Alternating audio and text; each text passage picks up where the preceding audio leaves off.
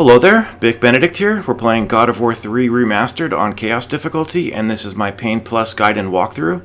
We're currently on Installment the second. It is entitled Realm of Hades. So, as we drift down the river Styx over here, lose everything that we have, we're going to be swapping out our the Blades of Athena for the Blades of Exile. And there's quite a bit to talk about over here. Once you there's something I noticed, and I just wanted to point it out as we come up here. The first real fight with some serpents and some sentinels, I didn't look at my damage closely enough in the past, but I did realize that there is some mandatory damage on the first section, which I'm never a fan of. And there's also something that goes on similarly on the Hades boss fight. That video should be 7, I think, the 7th installment. But there is a fight over here, but I'm going to fly over to the left. If you don't touch the ground, you won't spawn the sentinels. The shades that wander around, they can and will strike you, but it doesn't take any damage off you. So they're basically just free, plus 5 points. You don't get any orbs for killing them.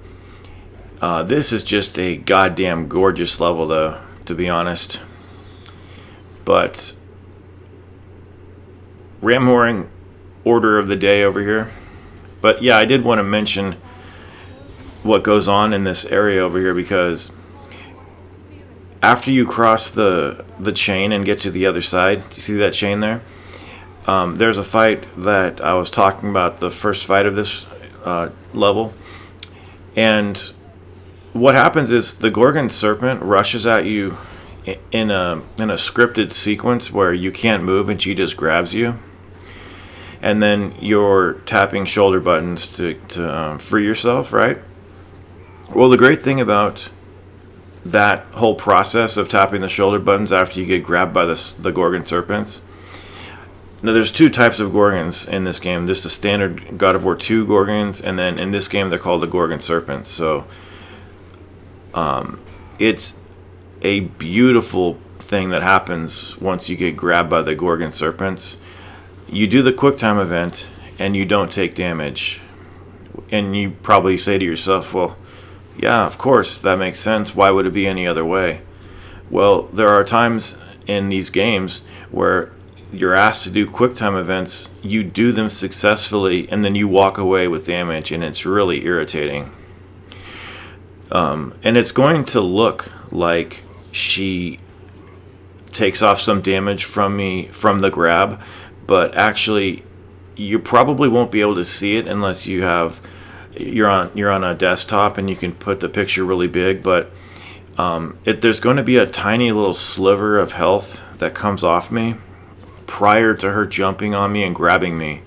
So it's not that she's grabbing you and dealing you damage from the QuickTime event. That never happens. In fact, the Gorgon serpents are fair, more than fair.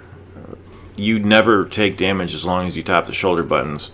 But it's just that she rushes up to you, and I guess just the collateral of the stone pieces of the shattered enemies, it just hits you.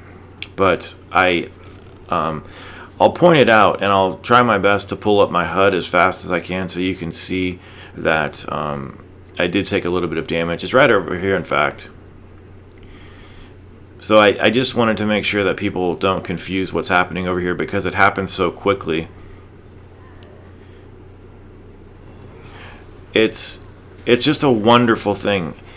An enemy that you want to get grabbed by. You know why? Because this process of stabbing her with a knife, it deals damage to her. Now, I'm getting some HP back from him, but let me pull up my HUD. Yeah, if you pause it, see my little sliver of health gone? That's the only time that happens in this room. But what I'm gonna suggest on this part is that you do the circle and then the triangle on the sentinels, because the ram, using the battering ram is fine, but if you run out of stamina before you get to a solid surface, Kratos will throw the enemy at a wall, and it could kind of lead to your ruination if you don't latch onto him properly. But when these sentinels come out, I'm going to let them come back from their status effect. You can hit enemies that are frozen in this game. You just can't break them. But these enemies are not worth it.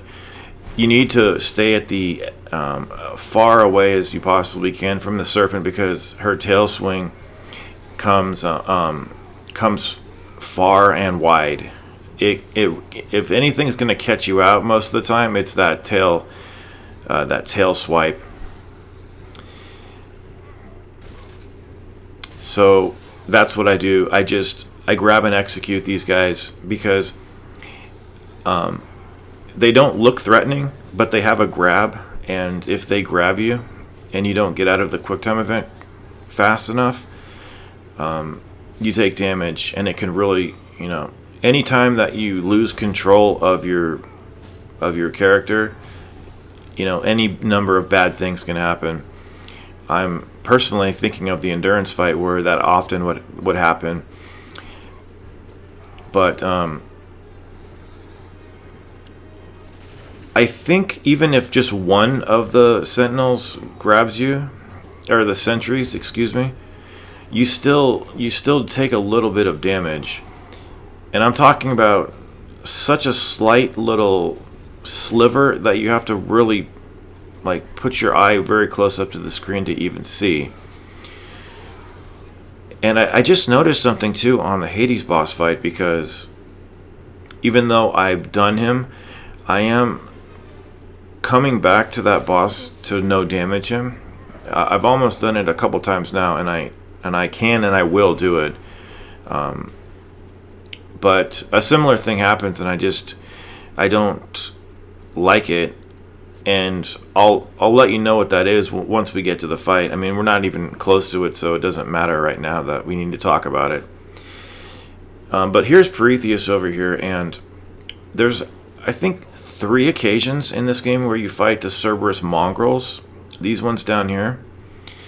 And there's one section in particular later in the game where there's 2 bronze taloses, and then one of these Cerberus mongrels, and then a whole slew of whelps, the hell dogs, and then 2 more bronze taloses.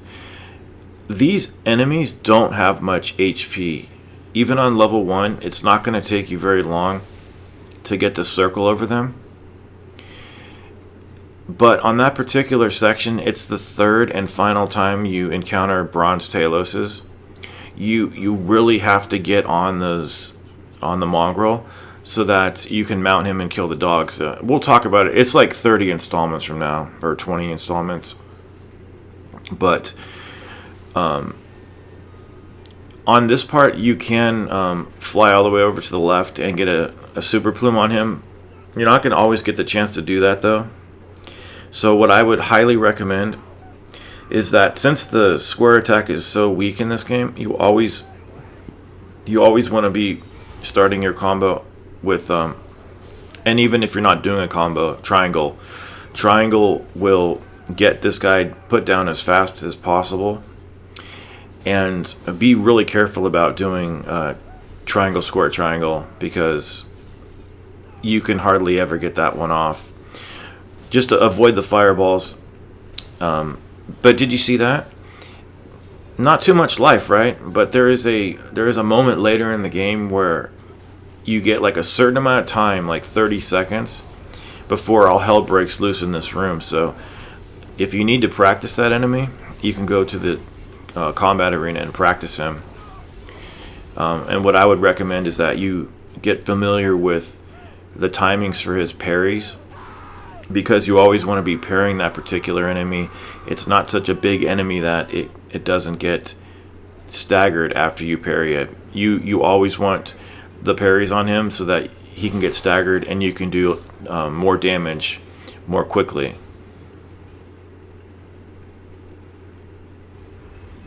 So now that we have the bow, we can move on out of here. I'm not going to fight the enemies over there because they're not mandatory and they're worthless, pretty much. Worthless piles of crap, I guess you'd say. This fight up here with the harpies is not mandatory either, so it's kind of shocking how much of the game you can skip and not have to do the fights. But once the harpies spawn, doubling back is probably your best bet over here. And what I like to do though is I like to bait them into doing that little kamikaze light on the ground and then roll back after they land, and then go in for the grab there. And if you get lucky, another harpy will be crashing down on you as you're rending the first one. You get iframes from the first one, and then as you're coming out of those iframes, you can kill the one that just landed and went through you without hitting you. The combat grapple is pretty decent on them, but it's not the most efficient thing you can do on a harpy because it takes time. You don't have complete vulnerability, so you're perfectly, feel free to use the combat grapple. I think it's called Orion's Snare. This game, they have great names for the moves in this game.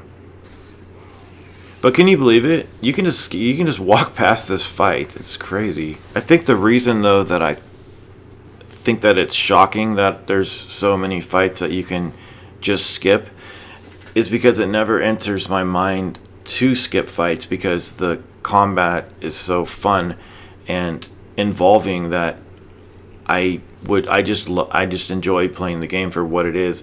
And unless I'm trying to, hasten my way through something to get back to somewhere quickly, I don't skip the fights. The Trials of Erebus will be in the next video. The first two are not difficult at all. The third one is difficult just because there's harpies, but I've got a really good method of dealing with it that I developed. I think it was back in 2015, so I've got you covered on that score too. So until we see each other, I would ask that you would please take care as we transition from installment 2 to 3. So until we get to the next one, take care.